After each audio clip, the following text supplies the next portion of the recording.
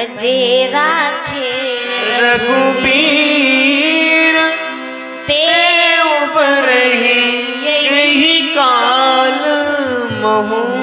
जैसे एक बात बताओ, किसी के घर का बंधा हुआ कुत्ता हो और आपको कोई काम हो तो आप उसके घर में जाओ, तो जैसे ही देरी पे कदम रखोगे नहीं कि तुरंत ही कुत्ता भौंक जाएगा, तुम डर जाओगे और ऐसा डरोगे कि फिर पीछे से आवाज लगाओगे कि भैया बाहर आ जाओ, क्यों कहे कुत्ता बड़ा खतरनाक पाले हो, तुरंत भौंकता है। अच्छा आप गए तो भौंक पड़ा, लेकिन वही जिसने उस कुत्ते को बांध रखा है वो कहते हैं मोती चुप हो जा, कोई दिक्कत नहीं। तो बताओ जो कुत्ता अभी थोड़ी देर पहले भौंक रहा था वो पूंछ हिला करके चुपचाप बैठ जाएगा कि नहीं? क्यों? क्योंकि उसके मालिक ने आज्ञा। इसी प्रकार से यदि आप लोग माया से, हम आप माया से बचना चाहते हैं तो माया किसके बंधन में बंधी है? क्या माया को तो भगवान ने बांध रखा, भगवान की दासी है माया। और जब भगवान की दासी है तो हम आप जाएंगे तो ये माया तुरंत काट खाने को दौड़ती है, तुरंत पकड़ती है। लेकिन यदि हम भगवान को पकड़ लेते हैं, भगवान को अपने पास बुला लेते हैं, तो भगवान माया को सावधान करते हैं, देख अब ये मेरी शरण में आ गया है तो अब तू इसका कुछ नहीं बिगाड़ सकती है। तो माया चुपचाप दुम हिलाते हुए कुत्ते की भांति कोने में बैठ जाती है। फिर हमारा आपका माया कुछ नहीं बिगाड़ सकता। ये माया तत्व का वर्णन करते हुए ब्रह्मा जी ने नारद जी को वचन वर्णन दिया। इस प्रकार से 4 चतुश्लोक की भागवत का वर्णन किया। फिर तृतीय स्कंद का प्रारंभ करते हुए श्री सुखदेव जी महाराज सृष्टि प्रकरण का वर्णन करते हैं। तृतीय स्कंद में सर्ग का विस्तार से वर्णन किया गया है कि सृष्टि का निर्माण कैसे हुआ, और सृष्टि के निर्माण का वर्णन करते हुए कहते हैं जिसका प्रारंभ जो होता है तृतीय स्कंद का विदुर जी के प्रसंग से होता है। और विदुर जी का प्रसंग कैसा है कि धृतराष्ट्र जो नेत्र से अंधे थे, विदुर जी महाराज उनके पास गए। लेकिन याद रखना हमारे पास, हम आप सबके पास 4 आंखें होती हैं और जो चश्मा लगा ले उसके पास 6, जो चश्मा ना लगाए उसके पास 4। कौन कौन सी? क्या पहले तो ये बाहर के लोचन और 2 लोचन और भीतर के 2 विलोचन। लोचन विलोचन 4 आंखें होती। आप लोग देखते होंगे, आपसे यदि मैं पूछूं, आप लोग अखबार पढ़ते हो, न्यूज़पेपर पढ़ते हो, टीवी में न्यूज़ देखते हो, डेली देखते हो, कभी अखबार में ये पढ़ा है कि एक अंधे का एक्सीडेंट हो गया? पढ़े हो बाबा? एक अंधे का एक्सीडेंट हो गया, पढ़ा है? एक्सीडेंट हमेशा 2 आंख वालों का होता है, जिसकी बड़ी बड़ी भगवान ने 2 आंखें दी होती है। क्यों? और अंधे का एक्सीडेंट क्यों नहीं होता है? जिसकी आंखें होती हैं, जिसके लोचन होते हैं, तो उसके बाहर के तो खुले होते हैं पर भीतर के फूट गए होते हैं, तो एक्सीडेंट हो जाता है। परंतु जिसके बाहर के फूटे होते हैं उसके भीतर के खुले होते हैं, और जिसके भीतर के खुले होते हैं उसका कभी एक्सीडेंट क्यों? क्योंकि उसका हाथ तो स्वयं भगवान ने पकड़ रखा है। बड़ा सुंदर भाव आप लोगों ने सुना होगा, श्रवण किया होगा, श्री सूरदास जी महाराज। उसके लिए तो किंवदंती है कि वो बाद में अंधे हुए कि जन्मजात अंधे थे, कोई पता नहीं। लेकिन एक कहानी, बड़ी अच्छी कथा आती है कि सूरदास जी महाराज नित्य प्रति द्वारिकाधीश के दर्शन करते थे, लड्डू गोपाल के दर्शन नित्य प्रति करते थे। और पंक्ति में लग जाए दर्शन की लाइन में, दर्शन की पंक्ति में लगे, सो अंधे सूरदास जो भी व्यक्ति आवे आते हुए कहे, ए सूरदास तुम्हें तो दिखाई नहीं देता, तो पंक्ति में क्यों लगते, चल पीछे। सो अंधे सूरदास को पीछे भगाते और अपना आगे लग जाते। पंक्ति में सूरदास बड़ी देर तक खड़े रहे, लेकिन कभी ना कभी तो मौका आएगा ही। और जैसे ही मौका आता सो आगे आकर के खड़े हो जाते पुजारी जी के सामने। सूरदास जी खड़े होते तो पुजारी भी हंसते हुए कहते, सूरदास तुझे दिखाई तो देता नहीं है, तू पंक्ति में क्यों लग जाता है? और ये दर्शन वालों की पंक्ति है, इसमें द्वारिकाधीश के दर्शन करने वाले भक्तों की लाइन लगती है। तो जैसे ही ये सुना तो सूरदास जी का कितना प्यारा उत्तर आया। सूरदास जी ने कहा, रे पंडित जी, मानता हूं कि मेरी आंखें फूटी हैं, मुझे नहीं दिखाई देता, लेकिन पता है मैं दर्शन की पंक्ति में क्यों लगता हूँ? क्या क्यों लगते हो? क्या मैं तो दर्शन की पंक्ति में इसलिए लगता हूँ कि मानता हूँ कि मेरी फूटी है, मैं भगवान को नहीं देख सकता, पर दर्शन की पंक्ति में इसलिए लगता हूँ कि कम से कम मेरा भगवान तो मुझे देख सकता है। कि सूरदास भी मेरा भक्त है, ये भी मेरे भक्तों की पंक्ति में लगता है, तो मैं तो ये दिखाने के लिए पंक्ति में लगता हूँ कि मैं भी भगवान का दास हूँ, मैं भी भगवान का भक्त हूँ।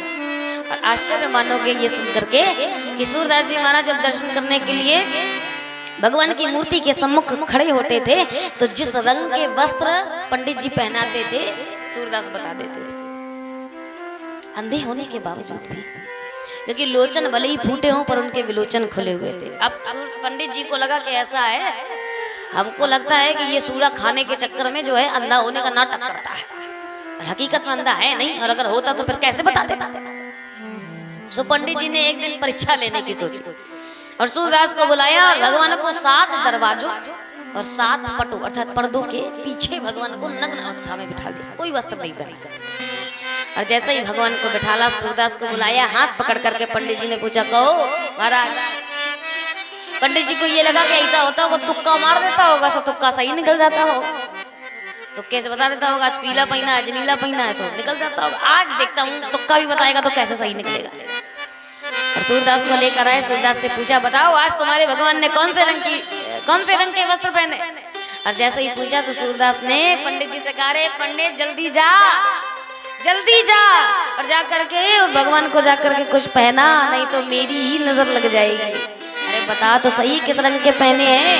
तो सूरदास जी अपने पद में कहते हैं, आज शाम ठाणे नंगा मनंगा, आज शाम ठाणे नंगा मनंगा, आज शाम ठाणे नंगा मनंगा।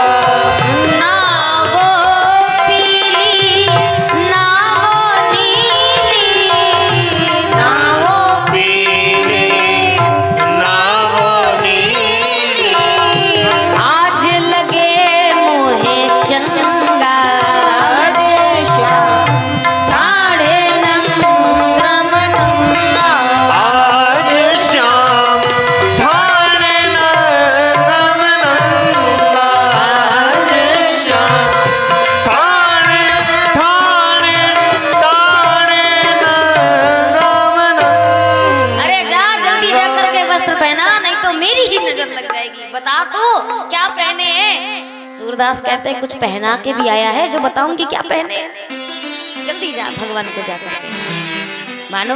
भाव क्या है कि भक्तों के लोचन भले ही अंधे हो परंतु भक्तों के विलोचन सदैव खुले।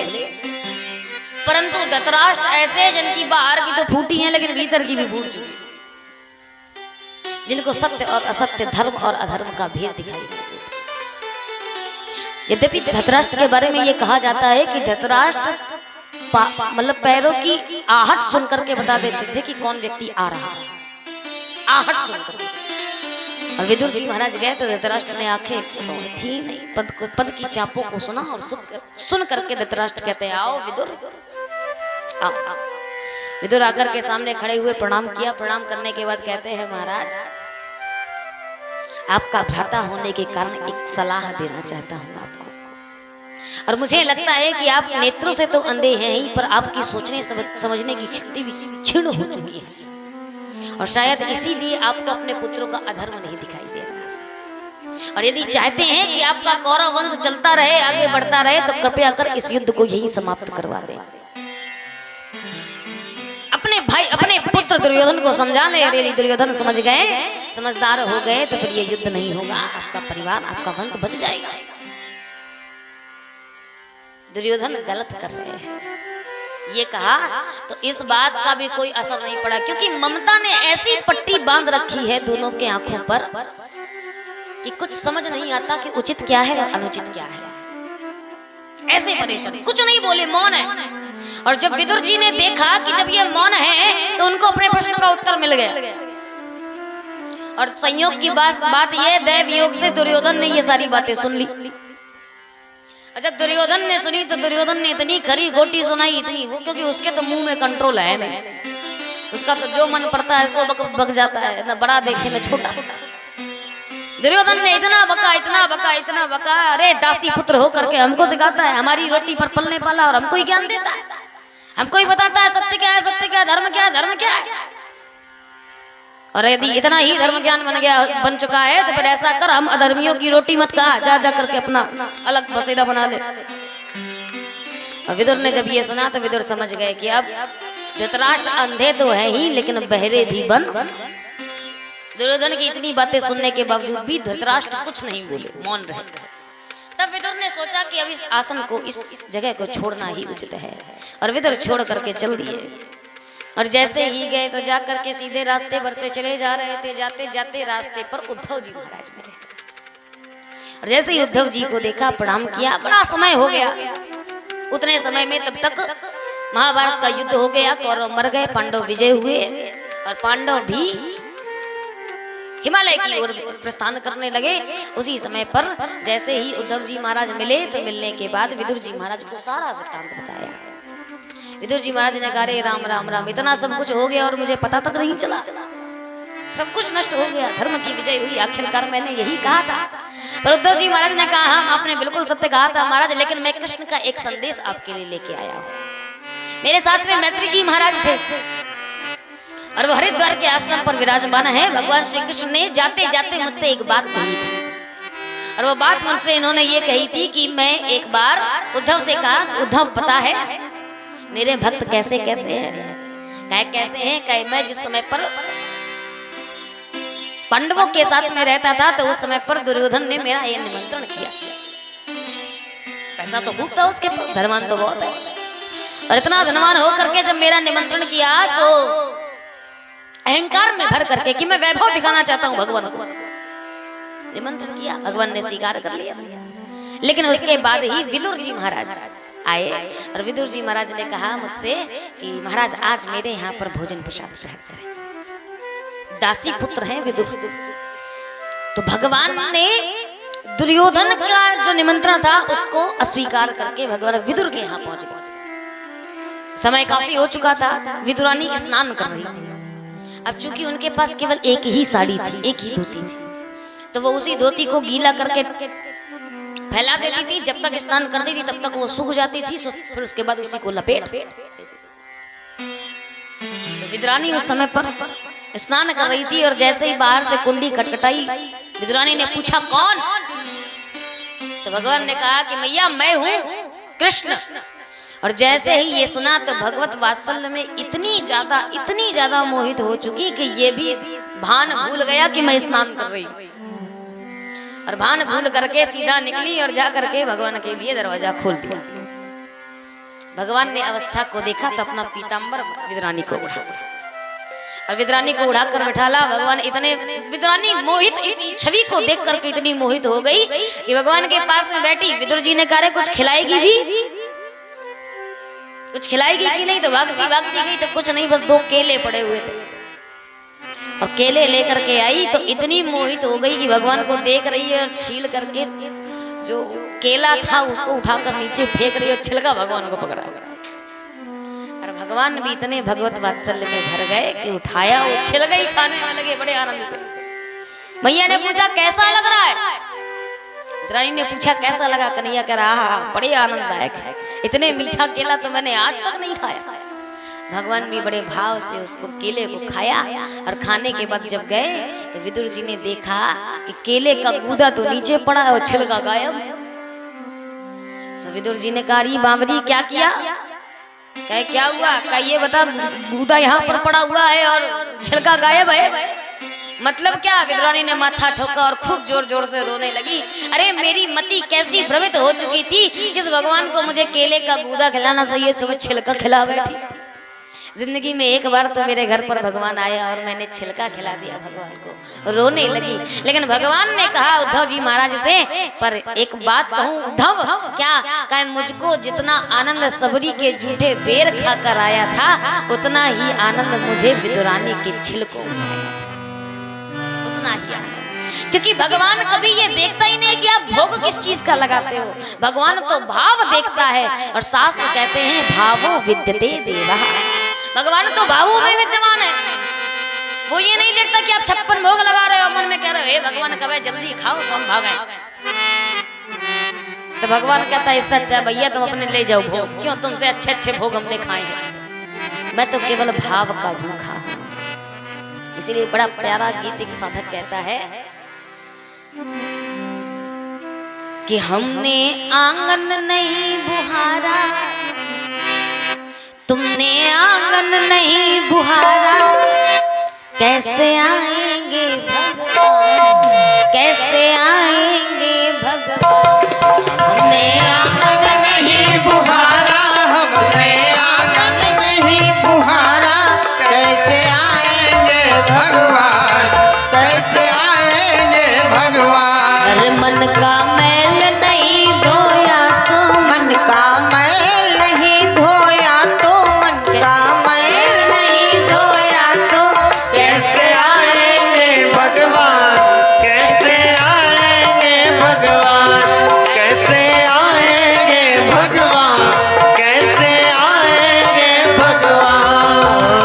निर्मल मन हो तो रघुनायक सबरी के घर आए। निर्मल मन हो तो रघुनायक सबरी के घर आए। ओ निर्मल मन हो तो रघुनायक सबरी के घर आए। निर्मल मन हो तो रघुनायक सबरी के घर आए। शूर श्याम की बाह पकड़ कर साग विदुर घर खाए।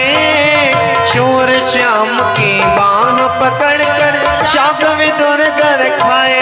इस पर हमने नहीं विचारा, इस पर हमने नहीं विचारा, कैसे आएंगे भगवान, कैसे आएंगे भगवान, कैसे आएंगे भगवान, कैसे आएंगे भगवान।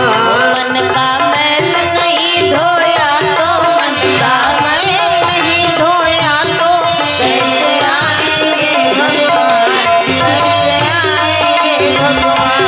कैसे आएंगे भगवान, कैसे आएंगे भगवान। क्यों भैया, भगवान क्यों नहीं आएगा? क्योंकि हमारे मन में मैल ही मैल भरा है। और कैसा मैल भरा है? सदा कहता है हर कोने कलमश कसाय की लगी हुई है तेरी। हर कोने कलमश कसाई की लगी हुई है तेरी। नहीं ज्ञान की किरण कहीं है हर कोठरी अंधेरी। नहीं ज्ञान की किरण कहीं है हर कोठरी अंधेरी। आंगन चौबारा अंधियारा, आंगन चौबारा अंधियारा, आंगन चौबारा अंधियारा, आंगन चौबारा अंधियारा, कैसे आएंगे भगवान। कैसे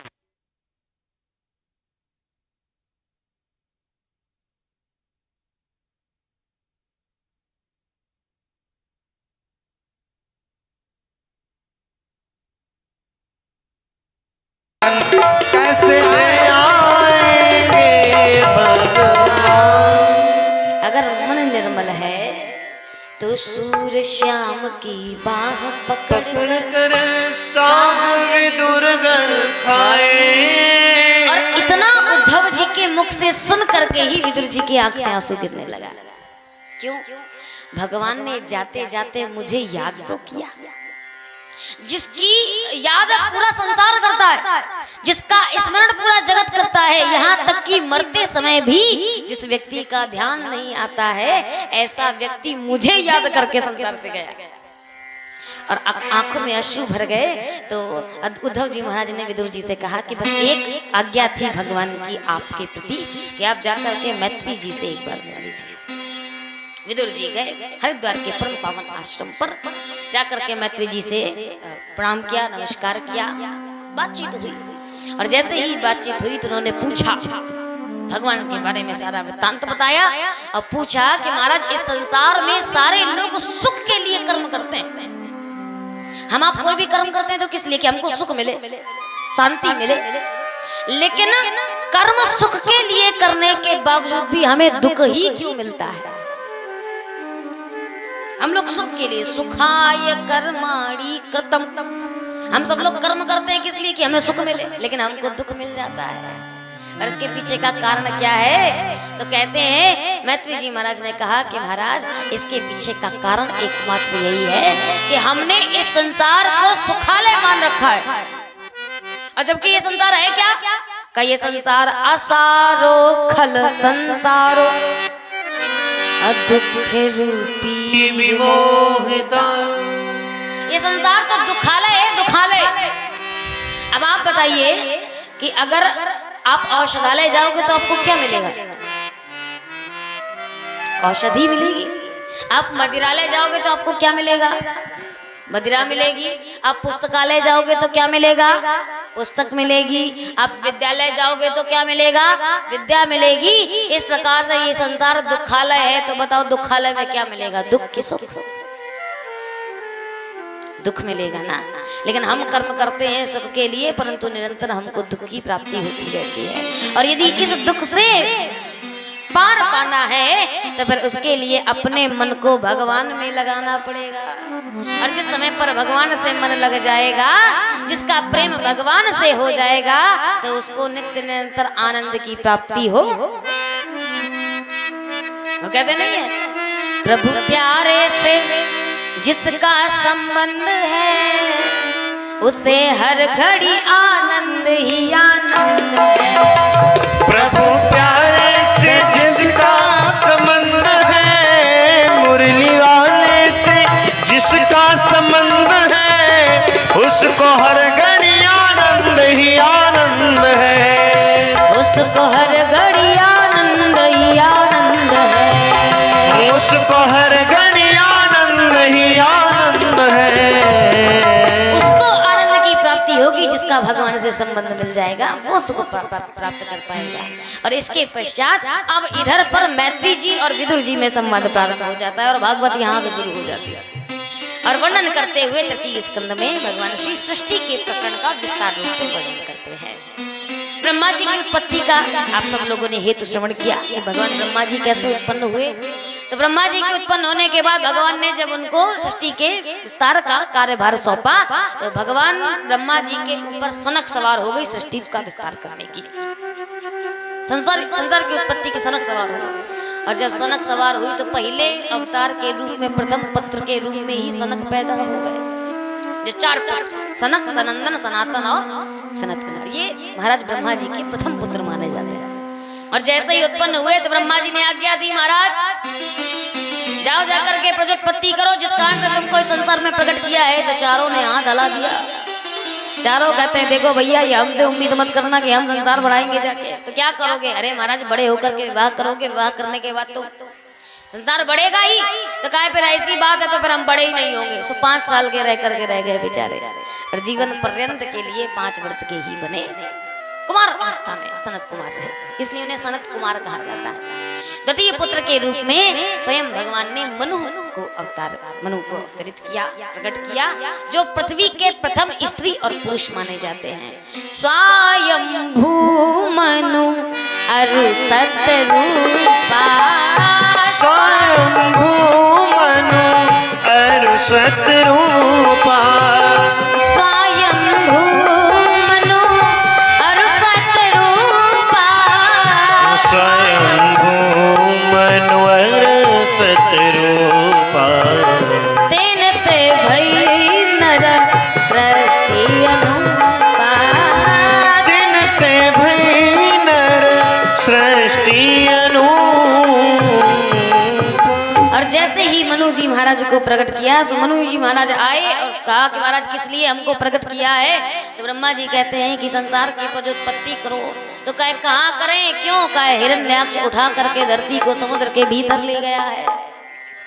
तो जब पृथ्वी नीचे चली गई है तो अब हम निवास कहाँ करेंगे, और निवास करके कहाँ अपना परिवार बढ़ाएंगे। और जैसे ही ये सुना तो फिर चिंता में पड़ गए ब्रह्मा जी। और जब चिंता में पड़े तो ब्रह्मा जी को उसी समय पर भगवान की याद आई कि प्रभु अब आप ही उबारो। अब उसने कहा, महाराज ये हिरण्याक्ष कहाँ से पैदा हो गया? हिरण्याक्ष कौन है? तो सुखदेव जी महाराज वर्णन करते हैं कि महाराज कश्यप की 2 पत्नियां थी। एक का नाम था अदिति, जो देवताओं की माता थी, और एक का नाम था दिति, जो दैत्यों की माता थी। तो उन दैत्यों की माता जो दिति थी, एक समय पर संध्या कालीन बैठ करके भगवान श्री कश्यप भगवान का स्मरण कर रहे थे। और कहते हैं कि संध्या काल में भगवान शंकर के रुद्रगण फेरा देते, और ब्राह्मण का कर्तव्य होता है कि उसे संध्या अवश्य करनी चाहिए। जो ब्राह्मण, भागवत कहती है कि जो ब्राह्मण 3 दिनों तक संध्या नहीं करता है वो शूद्र के समान हो जाता है, वो फिर ब्राह्मण कहलाने का अधिकारी नहीं होता, उसका फिर बहिष्कृत हो जाता है ब्राह्मणत्व से। 3 दिन जो संध्या न करे लगातार।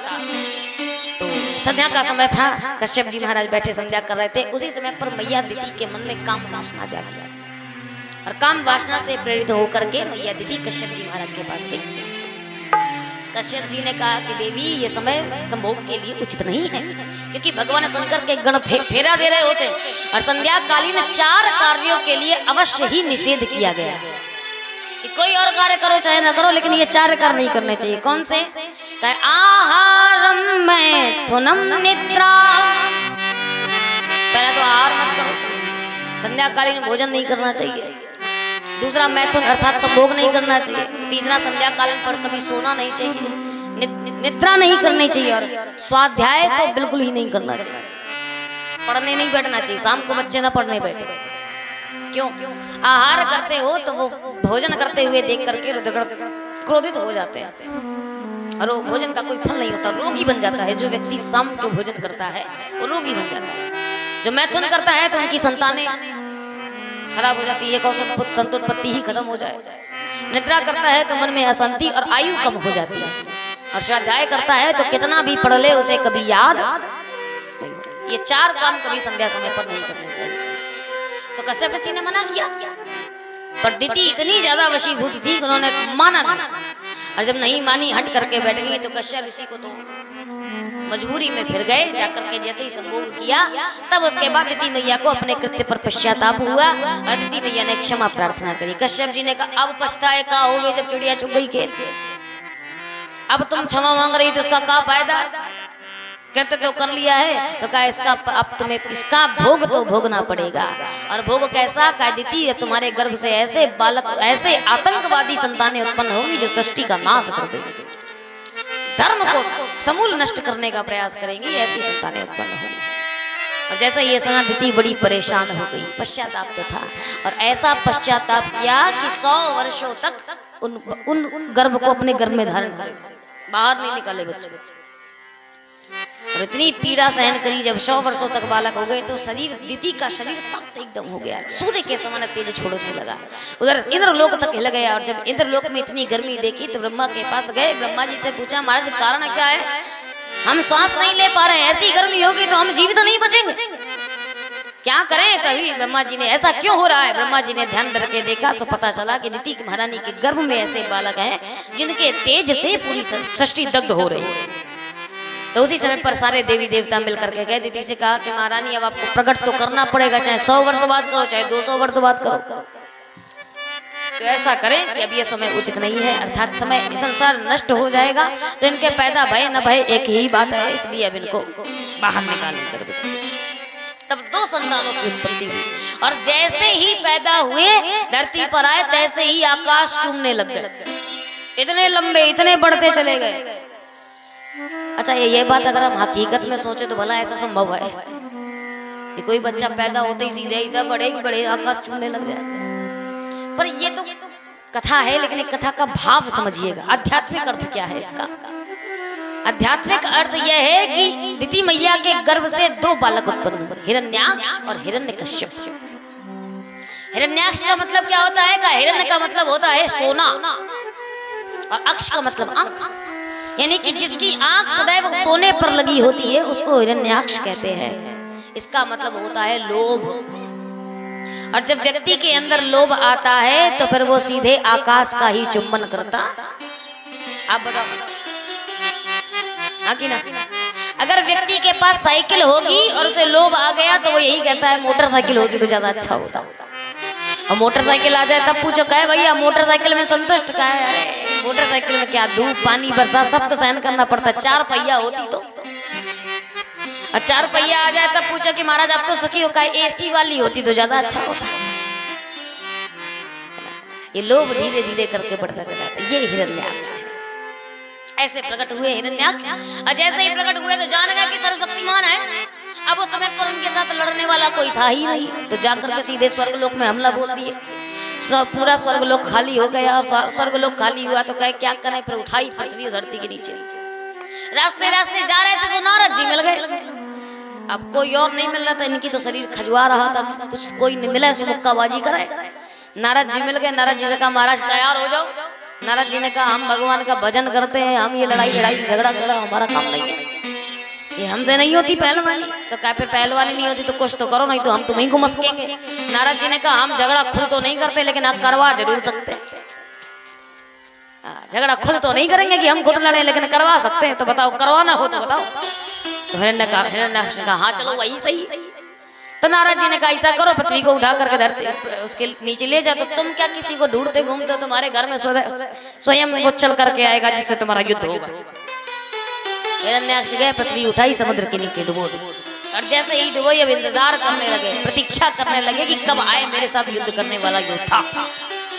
और वही समय आ गया, हिरण्याक्ष ने पृथ्वी को नीचे डाला। मनु महाराज ने पूछा प्रजापति करे तो करे कहाँ करे, पृथ्वी तो समुद्र के अंदर है। अब जैसे ही ये सोचा तो उसी समय पर भगवान का ध्यान किया, सो नारद जी को छींक आ गई। और जैसे ही नारद जी को छींक आई तो भगवान श्री नारद जी के नासिका के ब्रह्मा जी के नासिका के छिद्र से भगवान श्री वराह रूप में प्रकट हो गए। बोलिए वराह भगवान की जय। और उसी समय पर वराह का रूप धारण करके भगवान सम्मुख आए। ब्रह्मा जी से पूछा क्या समस्या है। ब्रह्मा जी ने सारा वृत्तांत बताया। समुद्र के नीचे गए, हिरण्याक्ष के साथ में भयंकर युद्ध हुआ और एक झापड़ मारा तो सीधे मुंडी साफ। एक बार में ही गोविंदाय नमो नमः हो गया। और पृथ्वी को उठा करके यथास्थान स्थापित कर दिया। और जैसे ही स्थापित किया तैसे ही मनु महाराज सभी लोगों ने मिलकर के भगवान का वंदन स्तवन किया।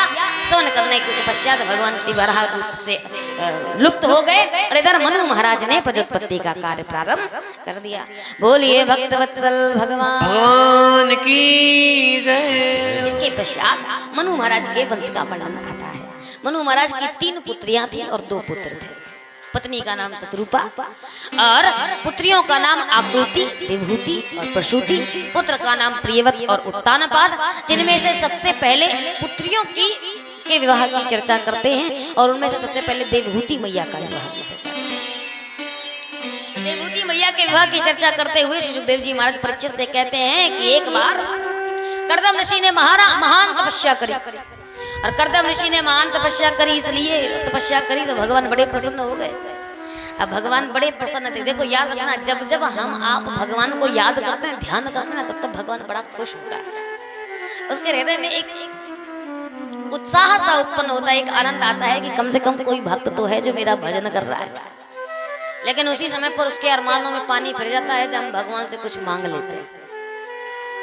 देखो भगवान से मांगने में और भगवान को मांगने में जमीन आसमान का अंतर है। भगवान प्रसन्न कब होता है, जब भक्त तपस्या करे, भक्त भजन करे, भक्त भगवान का ध्यान करे और ध्यान करने के पश्चात भगवान से भगवान को ही मांग ले, तब भगवान प्रसन्न होता है।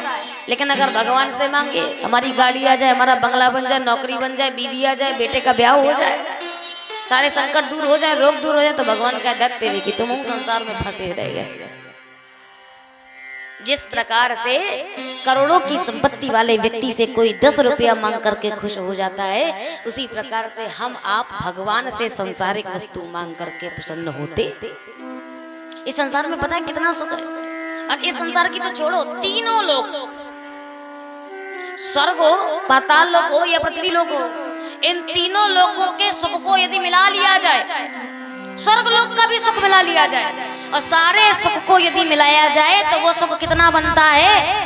शास्त्र कहते हैं कि वो इतना सुख बनता है कि जैसे कि एक सीख लीजिए, सीख, और सीख को समुद्र में डुबाइए और डुबाने में जितने छोटे छोटे कण पानी के लग जाए, जल के लग जाए, और उस जल को लेकर के छिड़क दीजिए तो जितना पानी धरती पर गिरे, समझ लीजिए तीनों लोकों में उतना ही सुख विद्यमान है। अब आप सोचो कि तीनों लोकों का वो जो छिड़का हुआ जल है वो तीनों लोकों का सुख है, और भगवान तो मेरा सो सुख धाम राम असनाम, सो सुख धाम राम असनाम, सो सुख धाम राम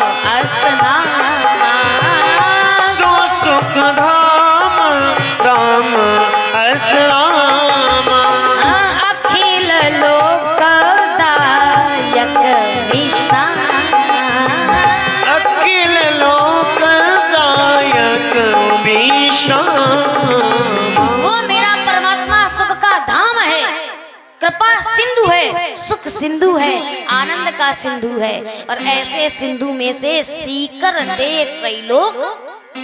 बाबा कहते हैं भगवान कौन है?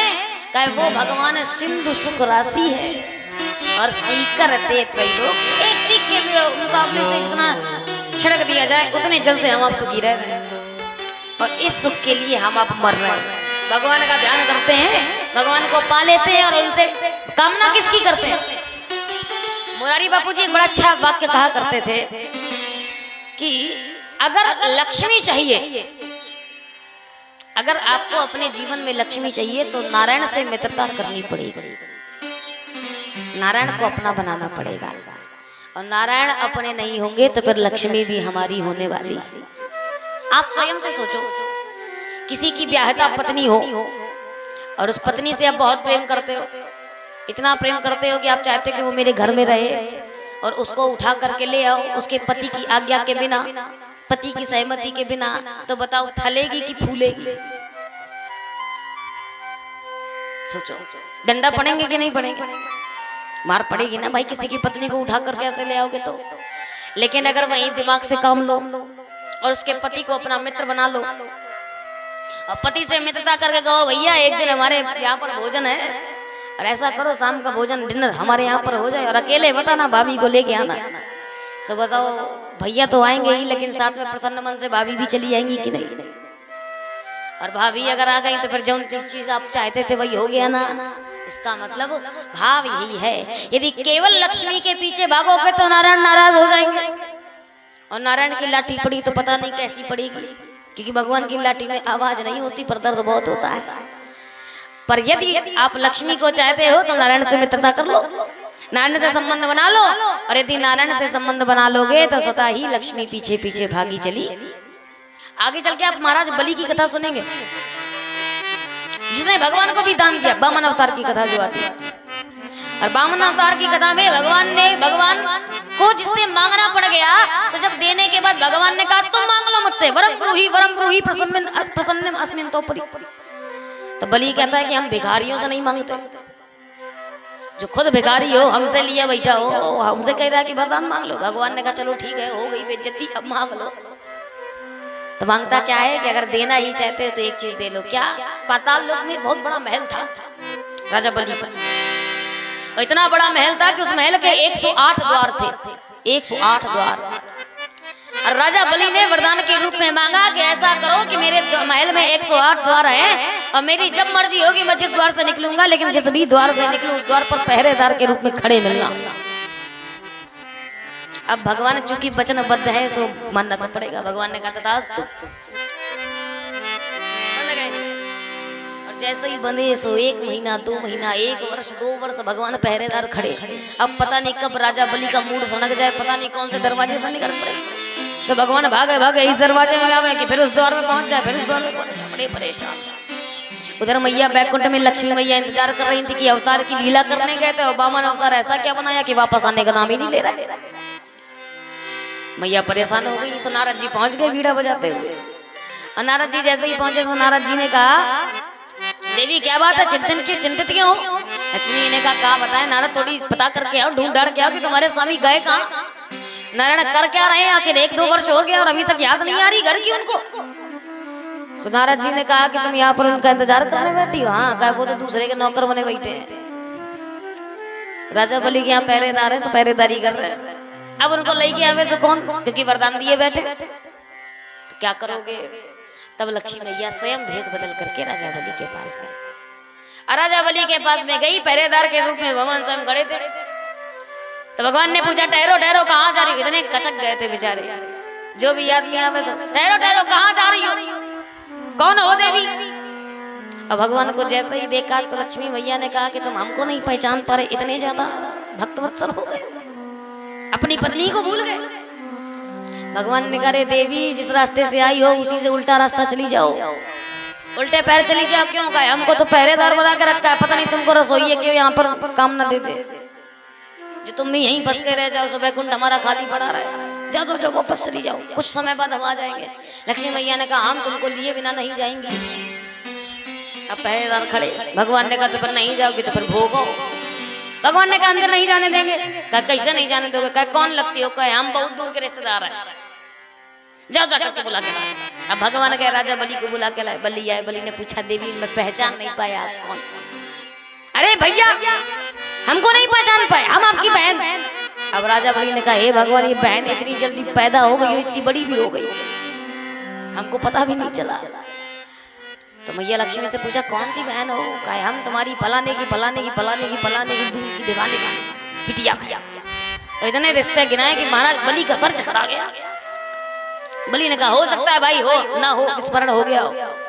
बलि महाराज ने कहा ठीक है देवी किस लिए आए हो? कहा भैया हमने सुना है कि तुम त्रैलोक के राजा बन चुके हो, इतना दान करते हो कि पृथ्वी में जितने कण नहीं है उतनी बार तुम दान कर चुके हो, और इसलिए जब यज्ञोपवीत माने था तो ये न बद्धो बलि राजा दानवेंद्रो महाबला, नाम तक जाप किया जाता है आपका। तो महाराज कुछ हमें भी दे दो अपनी बहन समझ करके। राजा बलि ने कहा वैसे तो कुछ बचा नहीं है, छलिए ने सब कुछ ले लिया है, लेकिन फिर भी मांगती हो सो मांग लो, क्या चाहती हो? राजा बलि की पत्नी आ गई। पत्नी ने कहा सावधान। भगवान के मांगने के बाद से पत्नी बड़ी सावधान हो गई थी। क्यों? कहा महाराज पहले से भिखारी बना के रख दिया, महल ही बचा, कहो ये देवी जी वो भी ले जाए तो हम तो भिखारी बन जाए, सड़क में भीख मांगते होंगे। कहा ये बताओ पहले संबंध क्या है आपका?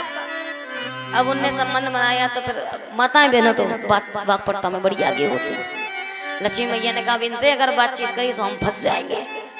अरे बलि महाराज से कहते हैं भैया देख लो आप भाभी कैसे बातें कर रही हैं हमसे, हम कुछ चाहती हैं तो क्या दोगे नहीं? अच्छा नहीं देना तो बात सीधे बताया करो, ऐसे घुमा फिरा करने की क्या आवश्यकता, हम जा रही हैं। बलि महाराज ने कहा नहीं बहन जाओ नहीं बैठो, बताओ क्या चाहिए। और जैसे ही पूछा सब भैया ने हाथ पकड़ा और हाथ में एक कलश सूत्र बांधा और उस धागे को बंद करके मैया लक्ष्मी ने मांगा कि हम तुम्हारा महल नहीं चाहते, निश्चिंत हो जाओ।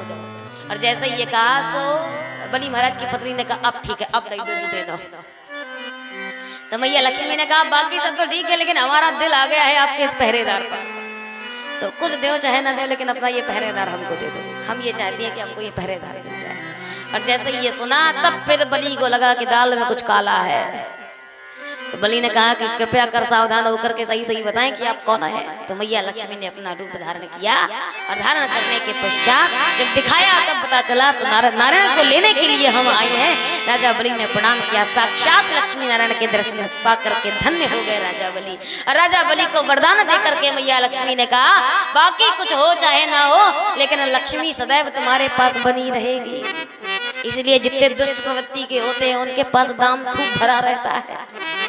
लक्ष्मी मैया लेकर के गई। इसीलिए अगर नारायण को अपने पास बुला लोगे तो लक्ष्मी स्वतः चली आएगी, पर यदि सिर्फ लक्ष्मी के पीछे भागोगे तो कोई गारंटी नहीं है कि लक्ष्मी रुकेगी भी की। तो कर्दम ऋषि ने तपस्या करना प्रारंभ किया। अब भगवान तो इसलिए प्रसन्न थे कि ये हमको मांगेंगे। भगवान पहुंच गए और जैसे ही पहुंचे तो भगवान ने कहा वरदान मांगो, क्या चाहिए? कर्दम ऋषि बड़े उदास, अच्छा कहने में भी शर्मा है क्योंकि सन्यासी आदमी संत आदमी, मांगे तो कैसे मांगे।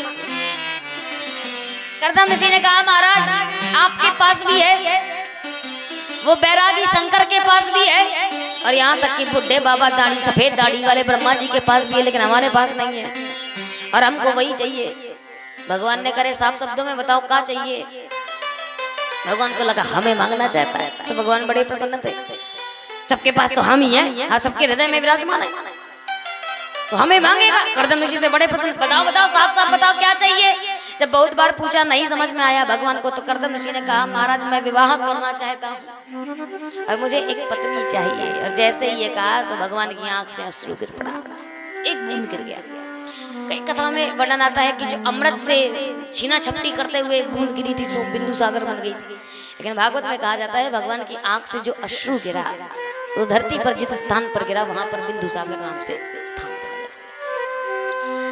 तो भगवान ने कहा तुम्हें भी पत्नी चाहिए? कहा हाँ चाहिए। तो भगवान की आंख से अश्रु गिरा, लेकिन भगवान को वरदान तो देना ही था। तो कहा ठीक आज से 2 दिन बाद आपके यहाँ पर महाराज मनु अपनी कन्या को लेकर के आएंगे, सो आप उनका प्राणी ग्रहण कर लीजिए। भगवान चले गए, कर्दम ऋषि अब इंतजार करने लगे। समय बीता, मनु महाराज आए रथ पर आरूढ़ होकर के, और जैसे ही कर्दम ऋषि के पास आए तो कर्दम ऋषि ने मैया देवहूति की परीक्षा ली। देखिए बताओ बहनों किस प्रकार से पता चलता है कि नारी सती है या नहीं, पतिव्रता है या नहीं। हमारे आपके कर्म बता देते हैं कि हम किस रास्ते पर चलने वाले हैं। पहले के लोग बातचीत नहीं किया करते थे, पहले के लोग कन्या या वर को देखा नहीं करते थे, बस कन्या की चाल ढाल देख करके समझ जाते थे कि बिटिया कैसी। तो परीक्षा ली कर्दम ऋषि ने और 3 आसन लगाया, एक मनु महाराज के लिए, एक मैया देवहूति के लिए और एक स्वयं के लिए। 3 आसन लगा करके मनु महाराज से कहा तो मनु महाराज बैठ गए, कर्दम ऋषि स्वयं बैठ गए। और तीसरा आसन देवहूति मैया के लिए लगाया था तो मैया से कहा देवहूति मैया विराजमान हो, देवी विराजमान हो।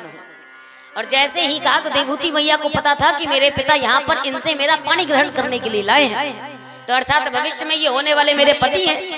और शास्त्र कहते हैं कि पति के बिछाए हुए आसन पर कभी पत्नी को बैठना, चाहे कितनी भी बड़ी आपत्ति आ जाए, अपने पुत्रों से बिछवा लें, पड़ोसियों से बिछवा लें, किसी से भी करवा लें। वो अलग बात है कि अकेले 2 ही प्राणी हो तो फिर आपत्ति काले मर्यादा नास्ति। 2 ही प्राणी हो तो फिर क्या कर सकते हो भाई, बीमार हो तो फिर बिछवाना ही पड़ेगा। लेकिन जितना हो सके इस पाप को करने से बचे, पति के बिछाए हुए आसन पर नहीं बैठना चाहिए। अब देवहूति मैया असमंजस में पड़ गई, क्या अगर बैठती हूँ तो पतिव्रत धर्म नष्ट होता है, और नहीं बैठती हूँ तो भी नष्ट होता है। क्यों? आज्ञा का उल्लंघन हो जाएगा। आज्ञा दी है कि विराजमान हो, और यदि आसन ग्रहण नहीं करती तो फिर आज्ञा का उल्लंघन। तो मैया की बुद्धिमत्ता को चेक किया था कर्दम ऋषि ने, और वो उसमें पास हो गई। कैसे? स्त्री का दाहिना अंग जो होता है वो पति का होता है, और पति का वामांग, इसलिए कहते हैं ना पत्नी को वामांगी कहा जाता है, अर्धांगिनी होती है पत्नी। तो पति का जो बायां हिस्सा होता है वो पत्नी का होता है, और पत्नी का दायां हिस्सा पति का होता है। तो मैया देवहूति ने अपना दाहिना हाथ उठा करके उस आसन पर रख दिया और स्वयं नीचे विराजमान हो गई। ये देख करके कर्दम ऋषि अत्यंत प्रसन्न हुए कि ये बिल्कुल पतिव्रत धर्म का पालन करने वाली स्त्री है। और जैसे ही बातचीत हुई, मनु महाराज ने अपना प्रस्ताव सामने रखा, कर्दम ऋषि ने स्वीकार कर लिया। स्वीकार करने के पश्चात कामना का पुण्य विमान बनाया, और वो विमान ऐसा था जो कामना से चलता था। मतलब आप उसमें बैठ जाओ और मन में विचार कर लो कि हमें यहाँ जाना है, तो वो वहीं पहुंचा देता था। संकल्प के माध्यम से उस पर विहार किया। 1000 वर्षों तक विहार करते रहे तो 9 कन्याएं उत्पन्न हुई, जिन्हें साक्षात 9 भक्ति के रूप में, नवधा भक्ति के रूप में जाना जाता है। वो 9 भक्तियों के रूप में 9 कन्याएं कर्दम ऋषि के यहाँ पर आई। इसके पश्चात भगवान ने कहा कि अब बहुत रमण हो गया, भगवान का भजन करेंगे। तो मैया देवहूति ने चरण पकड़ लिए, और चरण पकड़ के कहा कि मुझे एक संतान अर्थात पुत्र रत्न की प्राप्ति करवा दीजिए। इसके पश्चात आप भगवान भजन के लिए जा सकते हैं, संन्यास ग्रहण कर सकते हैं। तो उस समय पर पुनः रमण किया। तब स्वयं साक्षात देवहूति मैया के गर्भ से भगवान ने साक्षात अवतार लिया।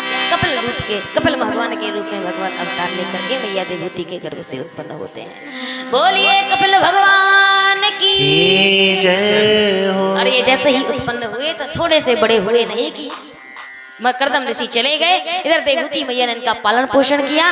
तो कर्दम ऋषि के ऊपर सारी जिम्मेदारी आ गई कि अपनी 9 बहनों का विवाह करना है। तो ब्रह्मा जी के 9 पुत्र थे, हालांकि 10 पुत्र थे। उनमें से नारद जी तो भगवान भजन करते करते, नारायण कहते कहते निकल गए, परंतु 9 ऋषि थे। तो ब्रह्मा जी के पास कपिल जी गए और कहा महाराज हमारी 9 बहन और आपके 9 पुत्र, तो ऐसा करो इनकी गांठ जोड़ दो, और गांठ जोड़ करके हमारी पत्नियों, हमारी बहनों को पति प्रदान कर दो। जैसे ही भगवान ने सुना तो ब्रह्मा जी ने कहा ठीक है, जैसा कहें वैसा ही होगा। इधर 9 कन्याओं का विवाह 9 ऋषियों के साथ में हुआ, और 9 ऋषियों के साथ में होने के बाद कपिल महाराज का पैर पकड़ के मैया देवहूति बैठ गई। पहली बार एक पुत्र के चरणों को एक माँ ने पकड़ा, और माँ ने कहा कि बेटा इस भूल में मत रहना कि मैं तुझे पुत्र मान करके तेरे चरणों पर बैठी हूँ, मैं तुझे भगवान मानकर बैठी हूँ, और अब मैं भी चाहती हूँ कि संसार से मेरा मोक्ष हो जाए, इसलिए मुझे कुछ ऐसा ज्ञान दे। तब महाराज कपिल महाराज ने सांख्य शास्त्र का वर्णन किया। इसीलिए कहते हैं भगवान ने उनको वरदान दिया, ज्ञान प्रदान किया, और ज्ञान दिया ऐसा कि माँ मन ही होता है जो व्यक्ति को बांधता है, मन ही होता है जो व्यक्ति को छोड़ने का कार्य करता है। तू अपने मन को संसार से हटा दे, स्वतः ही तेरा मन भगवान में लीन हो जाएगा, और जब भगवान का भजन करने लगेगी तो अपने आप ही मोक्ष की प्राप्ति हो जाएगी। इस प्रकार से सांख्य शास्त्र का वर्णन किया। मैया देवहूति को समझ में आ गया, प्रणाम करने के पश्चात गई, अपने देह का त्याग कर दिया। जरा से भगवान कपिल भी अपने शरीर को सांख्य शास्त्र का वर्णन दे करके जगत का उद्धार करके चले जाए। बोलिए भक्तवत्सल भगवान की जय। गोविंद मेरो है, गोपाल मेरो है, गोविंद मेरो है, गोपाल मेरो है। श्री बांके बिहारी नंदलाल मेरो है। श्री बांके बिहारी नंदलाल मेरो है। श्री बांके बिहारी नंदलाल मेरो है। श्री बांके बिहारी नंदलाल मेरो है। गोविंद मेरो है, गोपाल मेरो है। गोविंद मेरो है, गोपाल मेरो है। गोविंद मेरो है, गोपाल मेरो है। गोविंद मेरो है, गोपाल मेरो है। श्री बांके बिहारी नंदलाल मेरो है। श्री बांके बिहारी गोपाल मेरो गाइए। गोविंद मेरो है, गोपाल मेरो है। गोविंद मेरो है, गोपाल मेरो है। बोलिए गोविंद भगवान। भगवान की जय। कपिल अवतार के बाद भगवान श्री अन्य कन्याओं के वर्णन करते हैं। आकृति मैया का विवाह जो हुआ वो रुचि प्रजापति के साथ में हुआ, जिनके द्वारा स्वयं यज्ञ के रूप में भगवान ने अवतार लिया। और उसके पश्चात जो तीसरी थी मैया प्रसूति, जिनका विवाह दक्ष प्रजापति के साथ में हुआ, जिनके गर्भ से स्वयं साक्षात मां आदिशक्ति जगदम्बा सती के रूप में अवतार लेती है, जिनका विवाह भगवान शंकर के साथ में हुआ। इस कथा का वर्णन रामचरितमानस में विस्तार से है, पर भागवत कथा में संक्षेप में 1-2 अध्याय में ही इस चरित्र को समाप्त कर दिया गया है। तो भगवान शंकर के साथ में विवाह होता है। कार्यक्रम वही है कि उनके बाद उनके पिता को अभिमान हो जाता है प्रजापति होने का, और अपने दामाद भगवान शंकर से द्वेष मान लेते हैं, सो उनको निमंत्रण नहीं देते। लेकिन भैया सती मानती नहीं है, जबरदस्ती चली जाती है, क्योंकि स्त्रियों का स्वभाव होता है जो उन काम को मना करो वही काम करती है। देखो भाई, मैं खुद ही एक स्त्री हूँ तो बुराई कहे कि हमारे करूंगी, पर जो सच है तो है, क्या कह, जिस काम को मना करो वही करती है। एक मैया थी, दूध वाला था, दूध वाला। वो दूध वाला इतना ईमानदार था कि उसने कह रखा था अपनी पत्नी को कि कुछ भी हो जाए, चाहे हम भूखे क्यों ना मर जाए, लेकिन कभी मिलावट मत करना, दूध में पानी मत मिलाना। पर पत्नी कहाँ मानने वाली, वो क्या करे, 5 लीटर दूध में 2 लीटर पानी मिला दे। और चतुर इतनी कि 2 लीटर पानी का पैसा अपने पास रख ले और 5 लीटर दूध का पैसा पति को पकड़ा दे। पति क्या बड़ी ईमानदार है, जितना कहता हूँ तो नहीं करती। समय बीता, 2-2 लीटर का पानी पैसे इकट्ठा हुआ, और जैसे ही इकट्ठा, वो साल भर इकट्ठा किया पैसा। अच्छा, साल भर इकट्ठा किया तो फिर आया एक दिन रक्षाबंधन का त्योहार। तो रक्षाबंधन में माताएं बहने जाती मायके, और मायके में जाती है राखी मंगवाती, तो भैया कुछ ना कुछ देते हैं। लेकिन ये श्रीमती जी पैसा इकट्ठा करके गई, और जैसे ही मायके गई सो मायके जा करके एक पुंदरिया बनवा के,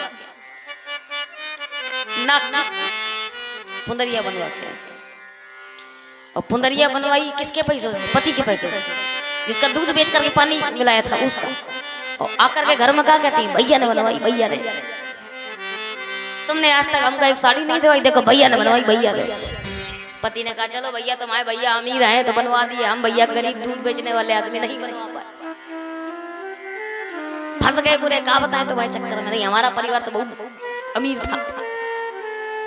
पति ने कहा ठीक। अब यही सोच करके घर में वापस आई, सो उस समय पर पति घर में नहीं थे।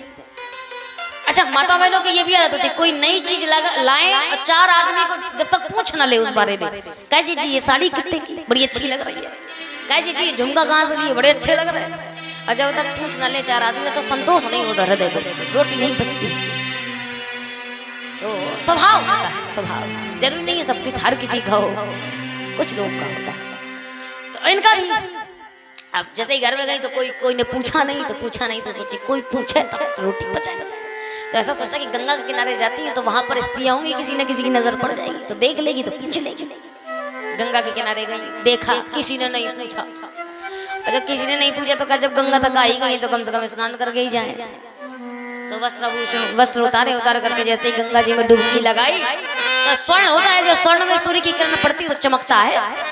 अब वो पुनरिया, जैसे ही पुनरिया में स्वर्ण की किरण पड़ी तो वो चमका, और जैसे ही चमका तैसे ही उस नदी में मछली थी और गंगा जी में मछली गई लप से। पुंदरिया खींच लाई। पुंदरिया तो पुंदरिया गई, गाठी की नाक और छिन गई।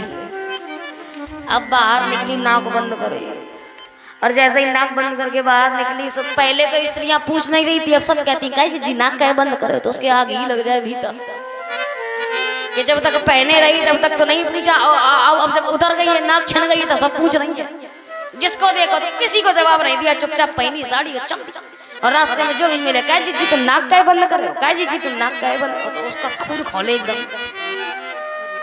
घर पहुंची, घर पहुंच करके पट्टी करी, दवाई ववाई करी, बढ़िया खून वून रोका।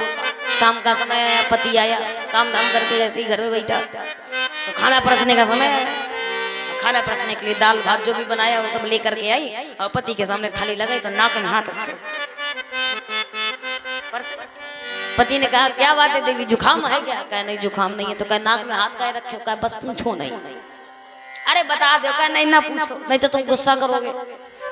पति ने कहा चलो ठीक है, निश्चिंत हो जाओ, नहीं करेंगे गुस्सा, बताओ। तो पति से कहते कहा बताएं कल्लू के पापा, तुम मना किए थे कि दूध में पानी न मिलाना, लेकिन हम नहीं मानी, हम 5 लीटर दूध में 2 लीटर पानी मिला देती रही है, और 5 लीटर तुमको शक ना हो इसलिए 5 लीटर दूध का पैसा तुमको दे देती रही है, और 2 लीटर पानी का पैसा अपने पास रख लेती रही है। तो वही पैसा इकट्ठा करके गई थी मायके, और वहां से जाके पुंदरिया लेके आई। तुमसे झूठ बोली थी कि ये पुंदरिया भैया ने मनवाई है, लेकर के गई तो किसी ने पूछा ही नहीं था। तो हम सोचे गंगा जी के पास जाए तो कोई पूछ लेगा।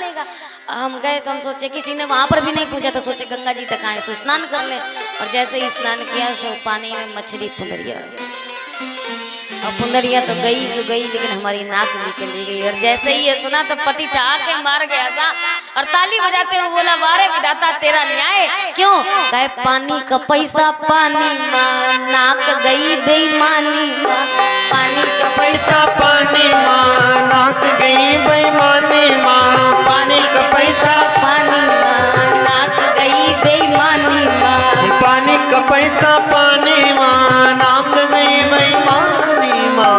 पानी मिलाया था इसलिए भगवान ने पानी का पैसा पानी में डुबोया। अब बेईमानी करी थी सो इस चक्कर में नाक भी चली गई। तो माता बहनों को आप जन काम को मना करो, वही काम करे तो क्या करे। मैया को बड़ा मना किया भगवान शंकर ने। भगवान शंकर कहते हैं देवी यद्यपि 4 लोगों के घर से निमंत्रण ना भी आए तो भी चला जाना चाहिए। कौन कौन? यद्यपि पितृ प्रभु पितु गुरु के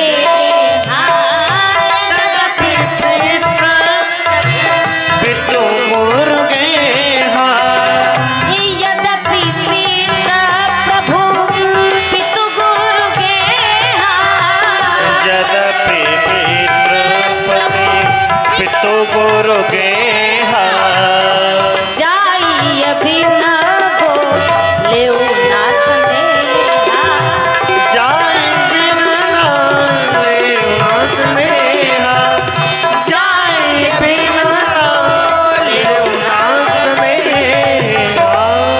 अगर आपको 4 जगह से निमंत्रण आए, निमंत्रण ना भी आए तो भी चले जाओ। कौन? यद्यपि पितृ प्रभु, अगर पिता के यहाँ से निमंत्रण ना आए तो भी चले जाओ, हो सकता है भूल गया। स्वामी के यहाँ से निमंत्रण ना आए तो भी चले जाओ, मित्र के यहाँ से निमंत्रण ना आए तो भी चले जाओ, और गुरु के यहाँ से निमंत्रण ना भी आए तो भी।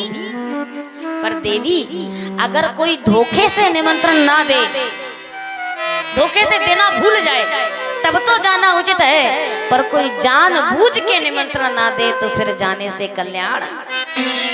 शंकर जी कहते हैं तदपि विरोध मान जहां कोई, तदपि विरोध मान जहां कोई, तो तहां गए कल्याण न होई, तहां गए कल्याण न होई।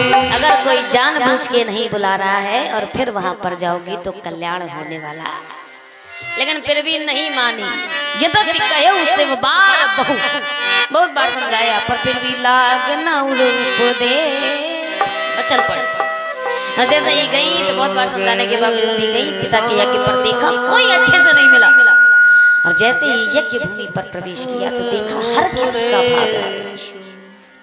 देव, दनुज, नर, गंधर्व, किन्नर, सांप सबका भाग है, लेकिन भोलेनाथ का कतहु न दीख शंभु कर भागा।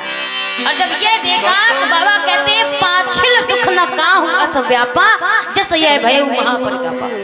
भगवान मेरे पति ने मेरा त्याग कर दिया है, इस बात का दुख इतना बड़ा नहीं लगा जितना बड़ा दुख ये लगा कि मेरे पति का भरी सभा में अपमान हुआ।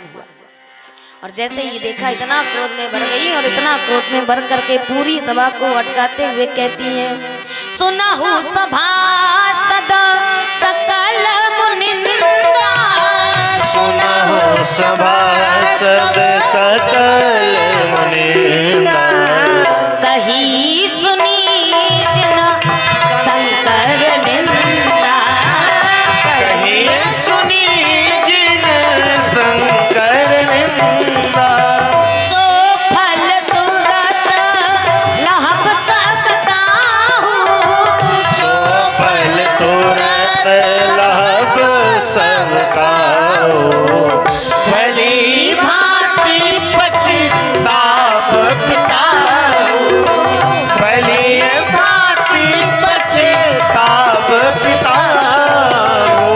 जिन लोगों ने सभा पर बैठ करके भगवान शंकर की निंदा कही है और सुनी है उसका पर्याप्त फल हर किसी को मिलेगा। और जिस व्यक्ति ने करी है अर्थात मेरा पिता, जिसने जानते हुए भी कि भगवान शंकर जगत गुरु है, इतना होने के पश्चात भी मेरे पति का भाग यज्ञ से छीन लिया, तो उसको भी भली भांति अपने कृत्य पर पछतावा होगा। और मैं नहीं, शास्त्र कहते हैं संत शंभु श्री पति अपवादा, शंभ शंभु श्रीपति अपवादा, सुनिए तहाँ जहाँ असी मर जाना, सुनिए असी मर जाना। शास्त्र कहते हैं कि 3 लोगों का अपमान जिस सभा में हो रहा हो तो वहां पर तब तक सुनिए जब तक मर्यादा में बात हो। जैसे हम सब बोलते थे ना, भगवान शंकर की बारात की चर्चा होती है, विवाह की चर्चा, तो कई लोग बोलते हैं कि विवाह की चर्चा करके मानो गोस्वामी तुलसीदास जी ने अपमान कर दिया भगवान शंकर का। पर हकीकत बात तो ये कि अपमान नहीं, वो तो गुण तत्वों को जो जान पाए वो वास्तविकता को समझ पाएगा। तो जहां तक मर्यादा में बात हो वहां तक तो श्रवण करना चाहिए 3 लोगों के लिए। कौन कहे? पहला संत के बारे में कोई चर्चा सभा में हो रही हो तो वहां तक सुने जहां तक मर्यादित बात हो। शंभु और श्रीपति अर्थात भगवान विष्णु। और अगर मर्यादा से बात हो तो यदि आप में सामर्थ्य है, अगर आप में दम है, तो शास्त्र कहते हैं, मैं नहीं, मानस में लिखी है चौपाई, काटियतासु अजीब जो बसाई, अगर सामर्थ्य है तो उसकी जीभ काट लो। जीभ काटने का मतलब ये नहीं कि उठाओ चाकू और दे दो, तब पर भैया धारा 302 लगे तो हमसे लगे ना। जीभ काटने का मतलब है अगर सामर्थ्य है, ज्ञान है, तो अपने ज्ञान की सामर्थ्य के द्वारा उसको मौन कर दीजिए, उसको मौन कर दीजिए। और अगर सामर्थ्य नहीं है, इतना ज्ञान नहीं है, तो श्रवण मुंदीनत चलियो पराई। अगर सामर्थ्य नहीं है तो कान बंद करें और उस सभा का त्याग कर दें, श्रवण नहीं करना चाहिए। लेकिन आप सब ने यहाँ पर एक वृक्ष की भांति भगवान शंकर की निंदा सुनी है, उसका फल मिलेगा। और इतना कह करके अस योग अग्नि तन जारा भय सकल मखहा, या योगाग्नि के द्वारा अपने शरीर को भस्म कर लिया। मरते मरते पार्वती का शरीर मांगा। इस सब की चर्चा आप सब लोगों को पता है, भागवत में बहुत संक्षेप में सुखदेव जी ने वर्णन किया है। और इसके पश्चात भगवान कहते हैं कि अब मैं आपको, सुखदेव जी महाराज कहते हैं, अब आपको मैं उनके पुत्रों की वंशावली का वर्णन सुनाता हूँ। बोलिए भक्त वत्सल भगवान की जय हो। तो सबसे जो बड़े ज्येष्ठ पुत्र थे महाराज मनु के, उनका नाम था उत्तानपाद। उत्तानपाद का मतलब क्या होता है प्यारे? उत्तानपाद केवल एक कथा का पात्र नहीं है, हम आप सभी लोग उत्तानपाद हैं। उत्तानपाद का मतलब क्या कि जिसके पैर ऊपर की तरफ हो। उत्तान पादः अर्थात जिसके पैर ऊपर की तरफ हो, और जिसके पैर ऊपर होते हैं। बताओ हम सब जब पैदा होते हैं तो कैसे पैदा होते हैं? उल्टा पैदा होते हैं ना, पैर ऊपर और सर। हमारे जन्म के माध्यम से भी ईश्वर हमको संकेत देता है। और संकेत कैसा? भगवान कहते हैं कि श्रीमद् भागवत महापुराण हो या रामचरितमानस, आपकी यात्रा कितनी है, ये कथा कितनी है, कहे हमारा जन्म इस संसार में किस लिए हुआ? भागवत से प्रश्न किया गया। और जब भागवत में प्रश्न किया गया कि संसार में जन्म किस लिए हुआ है, तो इसका उत्तर केवल 2 शब्दों में दे दिया गया, केवल 2 शब्द। प्रथम स्कंद का प्रथम श्लोक का प्रथम अक्षर, प्रथम शब्द कौन सा है? बाबा कहते हैं जन्मांधस्य, जन्म, पहला शब्द आता है जन्म। और जन्म से लेकर के बाकी पूरी भागवत छोड़िए, सबसे अंतिम में पढ़ेंगे तो क्या आता है? अंतिम में आता है नमामि हरिम परम, सबसे अंतिम शब्द आता है परम। यानी कि हमारी जन्म से यात्रा केवल जन्म से लेकर के परम तक की है। इसलिए हम उत्तान पाद है, हमारे पैर इसलिए ऊपर है कि तू पैदा तो धरती पर हुआ है, पर तेरा जन्म उस परम को पाने के लिए, उस परम पिता परमात्मा को पाने के लिए हुआ है। तू मिल जाकर के तो उस परम से मिल, इसलिए इस सृष्टि पर आया है। तो पैर ऊपर है अर्थात चलना तो ऐसा कि जिसमें उन्नति हो, अवनति ना हो, और सर रखना तो ऐसा कि अकड़ के मत चलना, सर झुका करके विनम्र भाव से चलना। और जो विनम्र भाव से चलता है, भगवान कहते हैं कि इस संसार में विनम्र वही होता है। कौन? कहे झुकता वही है जिसमें जान होती है, अकड़ तो मुर्दे की पहचान। मुर्दा अगर ऐसे करके मरा है और एक घंटा के लिए छोड़ दो, फिर इसके बाद चाहे कितना भी पलस्तर लेकर के ऐसे कर दो, छोड़ोगे तो बाद में वो ऐसे ही हो जाएगा, क्योंकि वो अकड़ करके ही मरता है। प्यारे, जिस डाली पर रस नहीं होता है उसको यदि झुकाओगे तो वो टूट भले ही जाए पर झुकने वाली नहीं है, पर जिसमें रस होता है तो वह स्वतः ही झुक जाती है। जो आपने देखा होगा नदी के पास में घास लगी रहती है, नदी के पास में घास उगती है, उसका नाम होता है गोंदरा घास, गोंदरा घास। उससे घास से एक बार नदी को अभिमान हो गया और नदी ने कहा कि मेरा प्रवाह इतना तीव्र है, इतना तीव्र है कि मैं बड़े बड़े पर्वतों को भी बीच से फाड़ सकती हूँ, मैं बड़े बड़े वृक्षों को भी उखाड़ सकती हूँ, मैं चाहूँ तो हाथी को भी बहा सकती हूँ। नदी से उस गोंदरा घास ने कहा तू सब कुछ तो कर सकती है, लेकिन मुझको मेरी जगह से हिला के दिखा दे, मैं जहाँ पर उगी हुई हूँ वहां से मुझको हिला के भर दिखा दे। और जैसे ये कहा तो नदी ने कहा ठीक है, चुनौती स्वीकार है। और जैसे ही चुनौती स्वीकार करी तो नदी अपने पूरे तीव्र भाव से बही, और जैसे ही बही तो ऐसे खड़ी होती गोंदरा घास ऐसे, और जैसे ही ऐसे खड़ी होती है तो जैसे ही पानी का बहाव आता है तो पानी का बहाव आता नहीं कि घास झुक जाती है, और जब घास झुक जाती है तो पानी निकल जाता है, तो वो घास जस की तस वहीं पर बनी। भाव क्या है? जो व्यक्ति विनम्र होकर के झुकता है, जो छोटा बना रहता है, वो सदैव अपने आप में बड़ा बनता चला जाता है, पर जो खुद को अकड़ करके बड़ा मानता है वो कभी भी बड़ा रहता नहीं है। क्यों? तुलसी लघुता बड़न की बड़ी बड़प्पन बात, और छोटे बछड़ा पै पिए बड़े होए घुसघाट।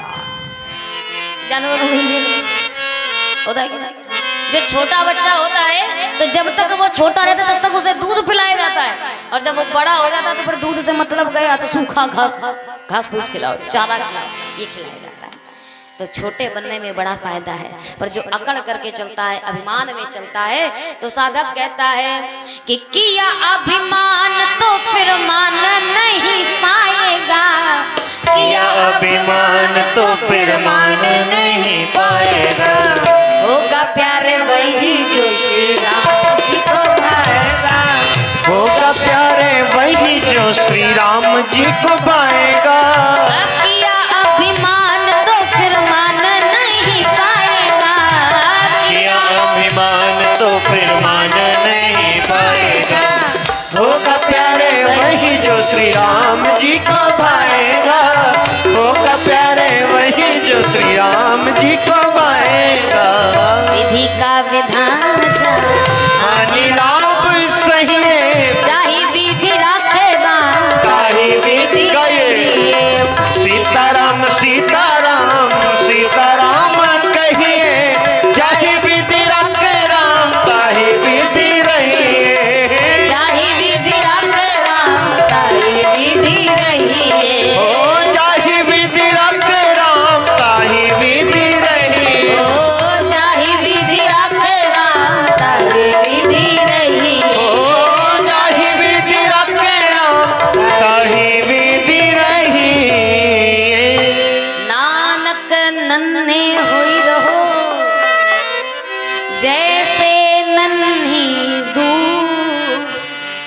बड़े बड़े बह जाते हैं पर डूब खूब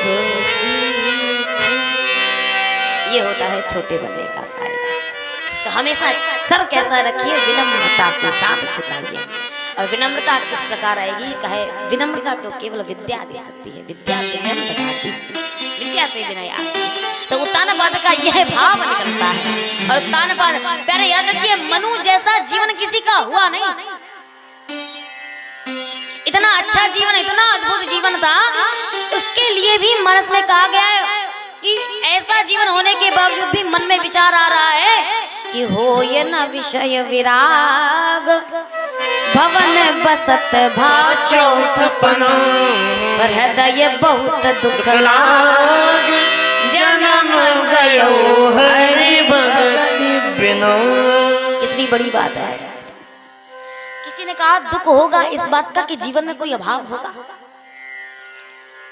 बाबा कहते हैं कि राजा मनु के जीवन में अभाव का ही अभाव है, कि उनके जीवन में कोई अभाव ही नहीं है। क्यों? पत्नी कैसी है? पत्नी शत्रुपा जैसी है। आजकल की पत्नी से पति कह दे कि हम जा रहे हैं जंगल चलियो, तो पत्नी कहेगी तुम वहीं को पंडिताई का भूत सवार, तुम वहीं जाओ, हम तो घर में रहेंगे, है कि नहीं? पर पत्नी कितनी अच्छी है, नारी समेत गवन बन कीन्हा, इतनी अच्छी पत्नी है। तो किसी ने कहा पैसा नहीं होगा, गरीब होंगे, अरे स्वयंभू है वो, पूरी पृथ्वी के राजा है, पूरी पृथ्वी की संपत्ति, एक दीप की कौन कहे, पूरी पृथ्वी की संपत्ति उनकी। तो किसी ने कहा शरीर से निरोगी होंगे, शरीर से रोगवान होंगे, ग्रसित होंगे, राजा है, स्वस्थ राजा, हृष्ट पुष्ट तनक, एकदम स्वस्थ राजा है। तो किसी ने कहा बाकी सब तो ठीक है, लेकिन आदमी आजकल अपने बच्चों से ज्यादा परेशान रहता है, तो बेटा खराब, बेटियां खराब होंगी, बेटे खराब होंगे। कहे भैया बेटे भी उत्तानपाद और प्रिय बच्चे से बेटे नप उत्तानपाद सुत जासु, ध्रुव हरि भगत भयउ सुत, ऐसे बेटे।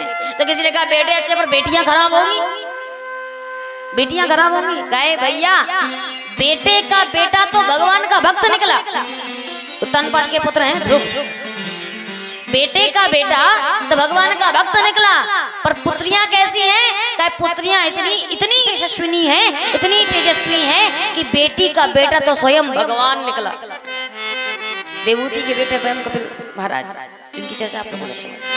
इतना अद्भुत परिवार, इतना सब कुछ अच्छा है, लेकिन फिर भी मन में अभाव, इस बात का दुख है। दुख किस बात का दुख है? कि मुझे भगवान नहीं मिला।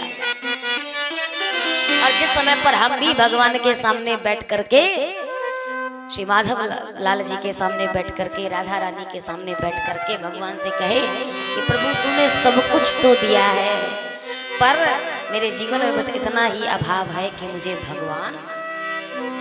सुन राधिका दुलारी तेरे द्वार का भिखारी, एक पीड़ा है हमारी, एक पीड़ा है हमारी, हमें श्याम ना मिला, हमें श्याम ना मिला, हमें श्याम ना मिला, हमें श्याम ना मिला। हो सुन राधिका दुलारी तेरे द्वार का भिखारी, एक पीड़ा है हमारी, एक पीड़ा है हमारी, हमें श्याम ना मिला, हमें श्याम ना मिला, हमें श्याम ना मिला। इस बात का कष्ट करो, हमारी आपकी एक भैंस खो जाए तुरंत FIR लिखवाएंगे, क्योंकि 60,000 की भैंस चली गई। अरे भैंस की छोड़ो, 5,000 का बुकरा सवेरे भेजो, शाम को घर वापस ना आए तो बड़बड़ाहट होती, रात भर नींद नहीं आएगी, बुकरा चला गया। पर इतना बड़ा अनमोल भगवान खोया बैठा है, लेकिन हम आप निश्चिंत सोचें। इस बात का दुख होना चाहिए कि मेरे साथ मेरा भगवान क्यों नहीं है। और जब ऐसा होगा तब आपकी वंशावली महाराज मनु जैसी है, उत्तानपाद जैसा पुत्र होगा, ध्रुव जैसा भक्त होगा, ऐसा पुत्र होगा। ऐसे ही भगवान श्री सुखदेव जी महाराज चर्चा करते हैं। और जैसे ही परीक्षित ने कहा महाराज मैंने सुना है कि उत्तानपाद के पुत्र का ही नाम ध्रुव था। भगवान ने कहा बिल्कुल ठीक सुना है। अच्छा देखो कितनी बढ़िया पद्धति है, ऐसा किसी भी शास्त्र में नहीं हुआ है जहां पर वक्ता केवल बोलता रहा हो और श्रोता केवल सुनता रहा हो। आपको मैंने अभी तक 3 दिन हो गए भागवत सुनते सुनते, लगा ऐसा कि वक्ता बस बक रहा है और श्रोता केवल सुन रहा है? श्रोता भी सुनते हुए प्रश्नों को पूछता है, श्रोता भी बोलता है और वक्ता भी सुनता है। तो ऐसे कथा होती है जिसको वाद विवाद की संवाद की पद्धति बोलते हैं, चाहे वो मानस हो चाहे भागवत महापुराण। तो परीक्षित जी ने कहा कि ये उन्हीं के पुत्र थे। कहा जी महाराज उन्हीं के पुत्र हैं, तो कृपया कर इनके चरित्र का मुझे विस्तार से वर्णन सुनाइए। श्री परीक्षित जी ने कहा कि ऐसा परम तेजस्वी, ऐसा भागवत परायण व्यक्ति कि जिसने 6 माह में ही भगवान को पा लिया हो, इसको पाने के लिए कोटि कोटि मुनि जतन कराही, करोड़ों करोड़ों वर्षों तक निगम आगम पुराण सब कुछ करते हैं, आठों सिद्धियों को सिद्ध करने का प्रयास करते हैं, पर फिर भी ईश्वर की एक झलक नहीं मिलती है। लेकिन जिस भगवान ने उस बालक को अपनी गोद में बिठाया हो, क्या ही अद्भुत प्रसंग रहा होगा। तो कृपया कर मुझे इसे विस्तृत से सुनाने की कृपा करें। भगवान सुखदेव जी महाराज ने उस चरित्र का ध्यान करके मग्न हो गए और भगवान की उस अद्भुत स्वभाव का चित्रण करने लगे, दर्शन करने लगे, अनुभव करने लगे। अनुभव करते करते आंखों से अश्रुधारा बही कि मेरा परमात्मा कितना दयालु है, कितना कृपालु है, कितना भक्त वत्सल है कि वो कबहू कर करूं नानर देही, कबहू कर करूं नानर देही, दे तो ईशा बिनु हे तू स्नेही, दे तो ईशा बिनु हे तू स्नेही। उनका ध्यान करते हुए भगवान श्री सुखदेव जी महाराज गदगद हो उठे। बोलिए कृष्ण कन्हैया लाल की जय। इसी के साथ में आज की सभा का हम यहीं पर विराम देते हैं। लाख पुष्पांजलि यहीं पर समर्पित। कल बड़ी ही पावन ध्रुव चरित्र की चर्चा हम आप सभी लोग श्रवण करेंगे और उसके आगे के प्रसंगों को धीरे धीरे करके श्रवण करेंगे। भगवान श्री के 24 अवतारों की चर्चा होती है और 24 में से भगवान श्री कृष्ण तक के अवतार, बलराम तक के अवतार की चर्चा है। इसमें से कल की अवतार, अभी कलयुग में भगवान का एक बुद्ध अवतार भी बताया गया है और वो है इसके बाद कल की अवतार जो कलयुग के 4थे चरण में भगवान श्री प्रकट होंगे। तो बड़ी पावन चर्चा होती है, बड़ी अच्छी अद्भुत चर्चा है भगवान के नाम का और हम अपने समय को सार्थक करते हैं। आइए इसी के साथ में गाड़ी कहीं पर विराम। कल पुनः 3:30 बजे हम आप सभी उपस्थित होंगे और बड़ी ही पावन ध्रुव चरित्र की चर्चा को श्रवण करेंगे कि किस प्रकार से निर्मल मन के द्वारा हम भगवान को कम समय में प्राप्त कर सकते हैं। बड़ी पावन चर्चा होगी। बोलिए भक्त वत्सल भगवान की जय।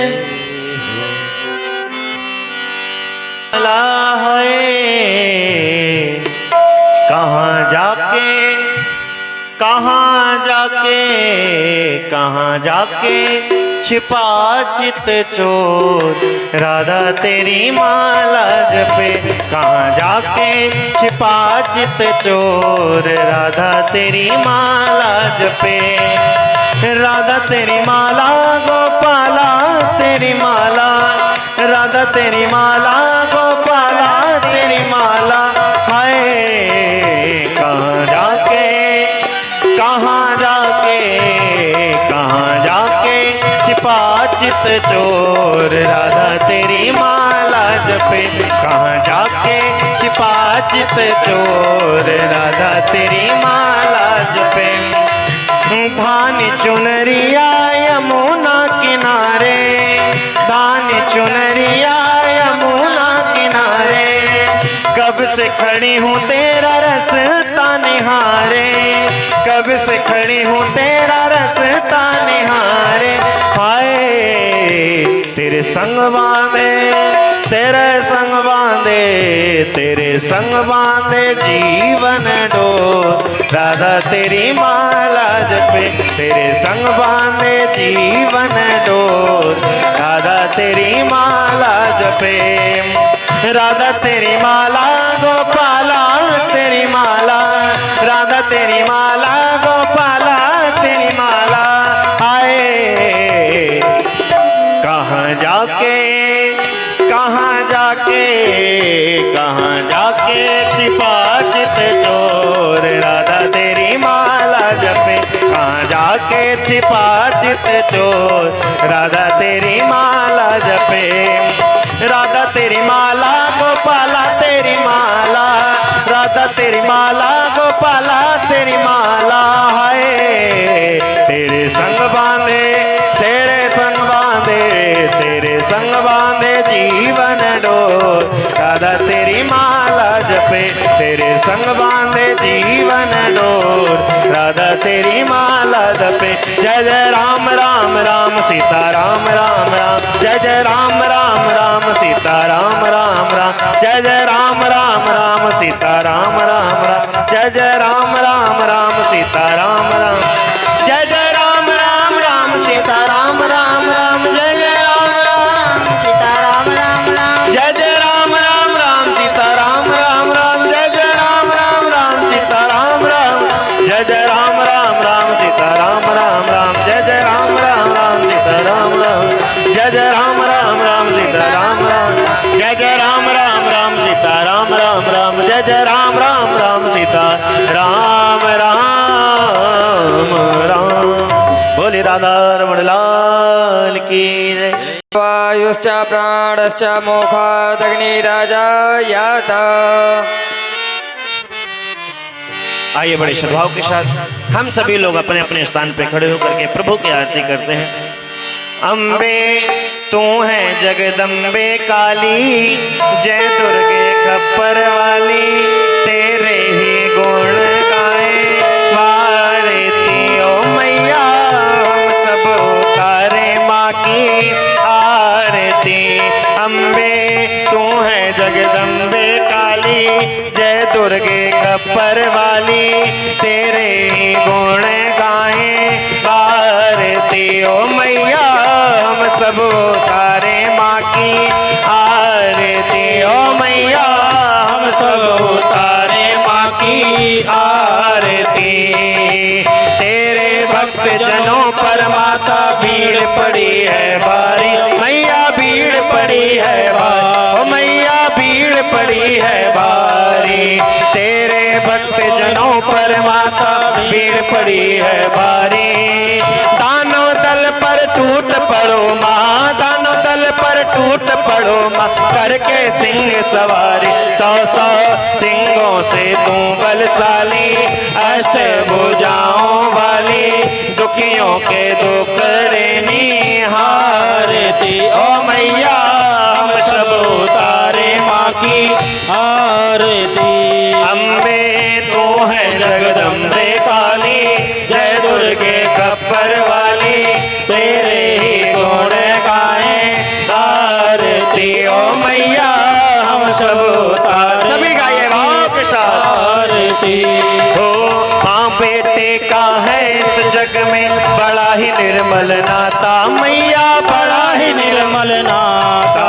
माँ बेटे का है इस जग में बड़ा ही निर्मल नाता, मैया बड़ा ही निर्मल नाता, मैया बड़ा ही निर्मल नाता। पूत कपूत सुने हैं परना, पूत कपूत सुने हैं परना, माता सुनी कुमाता, सब पे करुणा बरसाने वाली, अमृत बरसाने वाली, दुखियों के दुखड़े निवारती ओ मैया, हम सब उतारे माँ की आरती। अम्बे तू है जगदम्बे काली, जय दुर्गे खप्पर वाले, तेरे ही गुण गाए आरती ओ मैया, हम सब उतारे माँ की आरती। हो नहीं मांगते धन और दौलत, ना चांदी ना सोना, मैया ना चांदी ना सोना, मैया ना चांदी ना सोना। नहीं मांगते धन और दौलत, ना चांदी ना सोना, मैया ना चांदी ना सोना। हो हम तो मांगे माँ तेरे मन में, हम तो मांगे माँ तेरे मन में, एक छोटा सा कोना, सबके बिगड़े बनाने वाली, लाज बचाने वाली, सतियों के सत को संवार आरती ओ मैया हम सब उतारे माँ की आरती। अम्बे तू है जगदम्बे काली, जय दुर्गे खप्पर वाली, तेरे ही गुण गाए आरती ओ मैया हम सब उतारे माँ की आरती। ओ मैया हम सब उतारे माँ की आरती। हो चरण शरण में खड़े तुम्हारे लेकर पूजा की थाली, मैया ले पूजा की थाल। हो मैया ले पूजा की थाल, मैया ले पूजा की थाल। हो चरण शरण में खड़े तुम्हारे ले पूजा की थाली, मैया ले पूजा की थाल। हो वरद हस्त रख दो सर पर माँ, वरद हस्त रख दो सर पर माँ, संकट हरने वाली मैया वर दो रखी रस प्याली, अष्ट भुजाओं वाली भक्तों के कारज तू संवारती। ओ मैया हम सब उतारे माँ की आरती। अम्बे तू है जगदम्बे काली, जय दुर्गे खप्पर वाली, तेरे ही गुण गाए आरती। ओ मैया हम सब उतारे माँ की आरती। ओ मैया हम सब उतारे माँ की आरती। अम्बे तू है जगदम्बे काली, जय दुर्गे खप्पर वाली, तेरे ही गुण गाए आरती। ओ मैया हम सब उतारे माँ की आरती। ओ मैया हम सब उतारे माँ की आरती। ओ मैया हम सब उतारे माँ की आरती। कर्पूर गौरम करुणावतारम संसार सारम भुजगेन्द्रहार, सदा वसंतम हृदयारविंदे भवम भवानी सहितं नमामि। त्वमेव माता च पिता त्वमेव, त्वमेव बन्धु सखा त्वमेव, त्वमेव विद्या द्रविणं त्वमेव, त्वमेव सर्वं मम देव देव। जो गिर सके ना वो भूल हम, तुम्हारे चरणों की धूल हम। दया की दृष्टि सदा ही रखना, हे नाथ नारायण वासुदेव। हरि ओम हरि ओम महादेव हौ शांतिरंतरिक्षं शांति पृथ्वी शांतिरापा शांतिरोषधयः शांति वनस्पतयः शांति विश्वे देवाः शांति ब्रह्म शांति सर्वगुण शांति शांतिरेव शांति सामा शांतिरेधि। हरि ओम मंत्र पुष्पांजलि।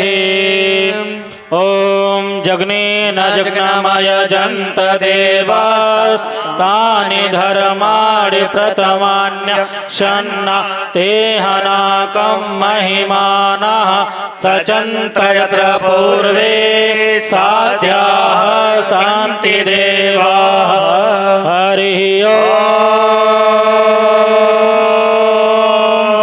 एकदन्ताय विद्महे वक्रतुण्डाय धीमहि तन्नो दन्ते प्रचोदयात्। हरि ओम नारायणाय विद्महे वासुदेवाय धीमहि तन्नो विष्णु प्रचोदयात्। हरि ओम महालक्ष्मी च विद्महे विष्णुपत्न्यै च धीमहि तन्नो लक्ष्मी प्रचोदयात्। हरि ओम नंदनंदनाय विद्महे यशोदानंदनाय धीमहि तन्नो श्रीकृष्णः प्रचोदयात्। हरि ओम वृषभानुजायै च विद्महे कृष्णप्रियायै च धीमहि तन्नो श्रीराधा प्रचोदयात्। हरि ओम रामदूताय विद्महे वायुपुत्राय धीमहि तन्नो हनुमत् प्रचोदयात् हरिः ओम कात्यायन्यै च विद्महे कन्याकुमारी च धीमहि तन्नो माँ दुर्गे प्रचोदयात् हरिः ओम सूक्ष्म रूपाय विद्महे वायुरूपाय धीमहि तन्नो पितरः प्रचोदयात् श्रीवन्ते कामकुलजं पटपाटलब्धे पुण्डार्घजामि करदीधरशालपुष्पै विलवप्रवाह तुलसीदलमञ्जरे त्वं पूजयामि जगदीश्वर मे प्रसीद नाना सुगंध पुष्पाणि यथा कालोद्भवानि च पुष्पाञ्जलिर्मया दत्तो गृहाण परमेश्वर सुमन सुमन सुमन करो कल्याण पुष्पांजलि अर्पण करो श्री बालकृष्ण करो स्वीकार मंत्र पुष्पांजलि समर्पयामि बोले बालकृष्ण भगवान की जय भागवत महापुराण की जय।